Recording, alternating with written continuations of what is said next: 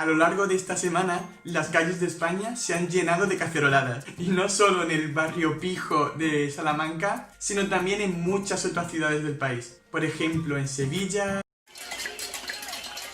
en Málaga, en Badajoz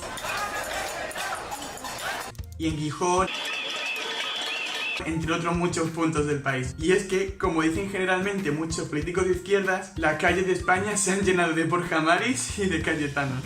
En plan, me encanta este término. Pobres Borja Maris y Cayetanos del mundo. Bueno, y eso sin mencionar la manifestación en coche que promovió Vox el sábado pasado. Esta manifestación es llevada a cabo no solo por Borja Maris y Cayetanos, sino en general por la población más de derechas y conservadora de España. Se organizaron otras manifestaciones en contra de estas, dirigidas por aquellas personas con una ideología más de izquierdas.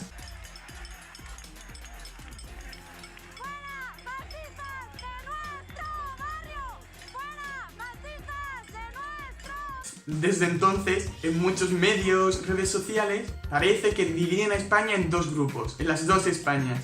Una, formada a cabo por los Borja Maris y Cayetanos, o como la propia izquierda los llama, la España del fascismo y los nazis, y la otra España, formada por la gente de izquierdas, o como también se les categoriza, los rojos bolcheviques y bolivarianos. Que la gente de izquierdas categorice a los de derechas como Borja Maris, fascistas, y ellos son los que levantan a España, los que luchan por el bien del país y los que se preocupan por él. Y pasa exactamente lo mismo en el caso contrario, que la gente de derechas categorice a la gente de izquierda como bolcheviques y rojos, mientras que ellos son los que luchan contra los fascistas y contra los nazis. Vale. Yo cuando escucho estos términos de rojos y bolivarianos, de bolcheviques, de fascistas y nazis, de Borja Maris, a mí me hace mucha gracia sinceramente, pero creo que a veces nos olvidamos de la importancia de las palabras, de cómo categorizamos el opuesto puede realmente significar una diferencia en quién posee Si eres tonto, entonces más no puedes dar. el poder. Este recurso oral de categorizar al opuesto sin definirnos a nosotros mismos es una técnica muy usada en los tiempos de dictadura. Y nosotros somos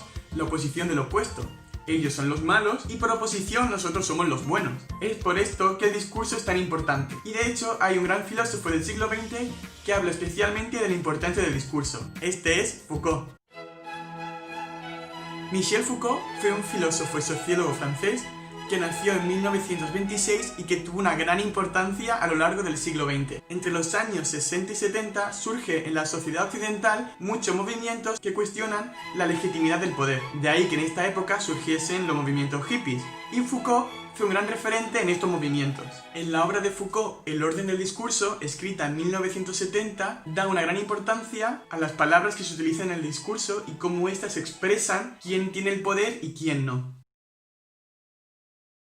Foucault parte de la premisa de que el saber es poder. Claro, tras las dos guerras mundiales, la sociedad global es más consciente de que el poder militar, a pesar de seguir siendo importante, va perdiendo fuerza, mientras que el poder intelectual, la información, las alianzas cobran mayor importancia. Entonces, Foucault se pregunta, si el saber es poder, tenemos que definir qué es el saber. Teniendo en cuenta que para Foucault tampoco existe la verdad absoluta, es decir, no existe una verdad que se puede imponer a todo el mundo, sino que es más bien relativa, Foucault define el saber como lo que un grupo de gente comparten y deciden que sea la verdad. Claro, es este grupo que define qué es la verdad el que define también qué es lo bueno y lo malo, lo bonito y lo feo, qué es lo normal y qué es lo anormal.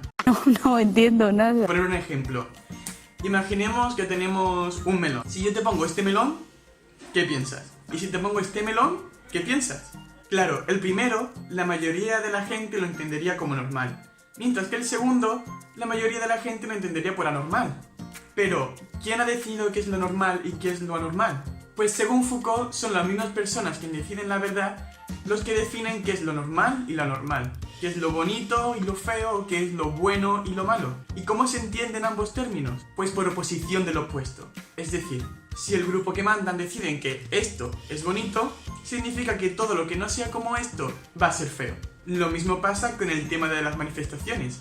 Si yo digo que estos son los fachas, significa que estos no son los fachas. Y si yo digo que estos son los perroflautas, significa que estos no son perroflautas. Se definen ellos mismos entonces como lo opuesto a lo que critican. Como diría Foucault, solo por la anormalidad podemos saber qué es la normalidad. Una vez que este grupo ha establecido qué es lo malo, qué es lo anormal, qué es lo feo, se establece un proceso de normalización, es decir, un proceso mediante el cual se enseñan a los más jóvenes, a las nuevas generaciones, mediante las noticias, la educación, enseñan qué es lo que el grupo ha decidido que es lo malo. Como hemos visto, en ninguno de estos casos se define qué es lo bueno, qué es lo bonito, qué es lo normal, sino que se sabe lo que es mediante la oposición de su opuesto, mediante lo que se define como feo, como anormal. Así, mediante estos mecanismos se excluyen a aquellos que no son poderosos y por tanto se forman estructuras de poder. Aquellos que no son poderosos quedan excluidos y aquellos que son los poderosos son los que rigen el discurso. A mí una cosa que me hace mucha gracia respecto a esto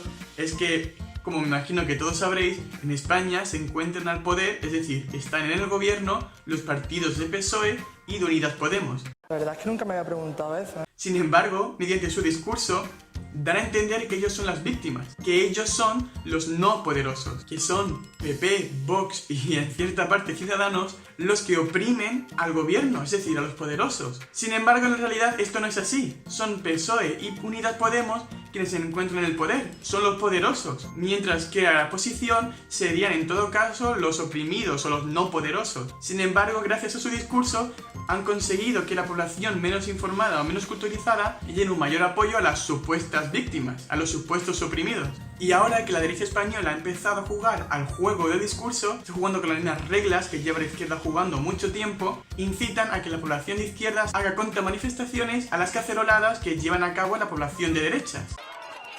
Son enfrentamientos entre vecinos en medio de las caceroladas contra el gobierno y el estado de alarma. Esto ocurrió anoche en Granada. La protesta de unos vecinos atrajo la de otros, ambas vulnerando las normas del confinamiento. La policía trata de imponer el sentido común a los más exaltados de uno y otro bando. A un agente le discuten sin mascarilla a unos centímetros de su cara. Parece que ahora que su discurso se encuentra en peligro, tienen que sacar toda la artillería pesada para poder mantenerse en las calles y seguir dando una sensación de que son las víctimas y no los poderosos. Bueno, por mi parte nada más que decir. Espero que os haya gustado mucho el vídeo, suscribiros, compartirlo y ya sabéis, todo eso que se haga con los vídeos.